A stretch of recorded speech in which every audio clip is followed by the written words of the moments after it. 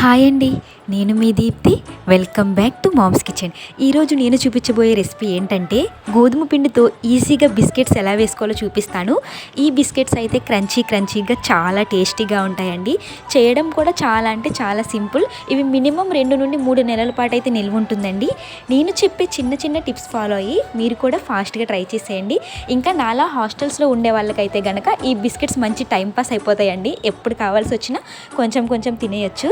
ఇంకా లేట్ చేయకుండా ప్రాసెస్లోకి వెళ్ళిపోదామా మరి.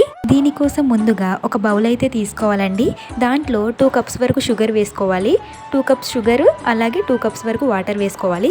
షుగర్ అనేది మీ స్వీట్నెస్కి తగ్గట్టుగా మీరు అడ్జస్ట్ చేసుకుని వేసుకోవాలండి.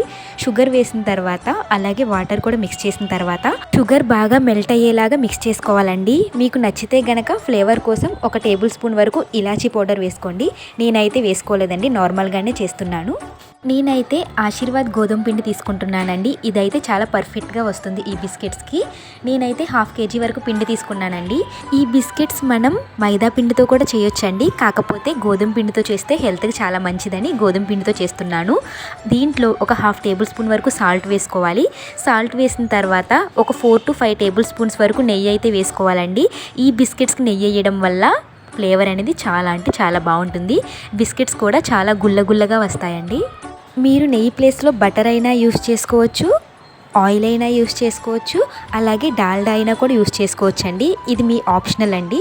ఇప్పుడు మనం దీంట్లో కొంచెంగా షుగర్ వాటర్ వేసుకుంటూ చపాతీ ముద్దలాగా కలుపుకోవాలి. చూసారు కదా, ఈ విధంగా మెత్తగా కలుపుకోవాలండి. పిండి కలిపిన వెంటనే బిస్కెట్స్ వేయడం అయితే స్టార్ట్ చేసేయాలండి. లేకపోతే కనుక పిండి అనేది గట్టిగా అయిపోతుంది. ఎందుకంటే మనం షుగర్ వాటర్ వేసాం కదా, అందుకని ముందుగా పిండి అయితే కొంచెంగా తీసుకుని చపాతీలా చేసుకోవాలండి. చేసిన తర్వాత మీకు ఏ షేప్లో కావాలనుకుంటే ఆ షేప్లో బిస్కెట్స్ కట్ చేసుకోవచ్చు. నేనైతే కొన్ని స్క్వేర్లా చేసుకున్నాను, కొన్ని రౌండ్స్గా చేసుకున్నాను, కొన్ని అయితే నాకు ఇష్టం వచ్చిన షేప్లో చేసుకున్నానండి. మీకు ఏ షేప్ కావాలనుకుంటే ఆ షేప్ చేసుకోవచ్చు. మీడియంగా చేసుకుంటేనే బాగుంటాయండి. ఇలా పెద్దగా కంటే కూడా చిన్నగా చేసుకోవాలి. ముందుగా ఒక ఇనప కడాయి తీసుకోవాలండి. ఇనప కడాయి అయితేనే ఏ స్నాక్స్ ఐటమ్స్కైనా కూడా చాలా బాగుంటుంది, చాలా ఫాస్ట్గా కూడా అయిపోతుంది.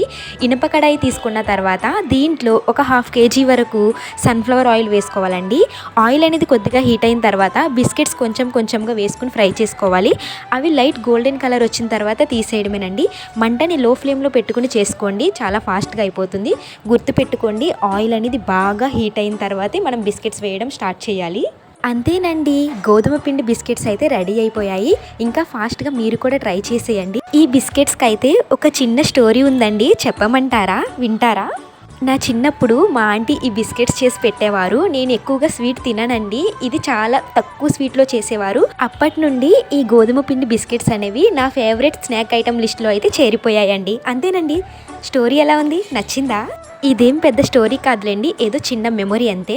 ఈ రెసిపీ కనుక మీకు నచ్చినట్లయితే లైక్ చేయండి, షేర్ చేయండి. అలాగే మరిన్ని న్యూ రెసిపీస్ కోసం మన ఛానల్ అయితే సబ్స్క్రైబ్ చేయడం మాత్రం మర్చిపోకండి.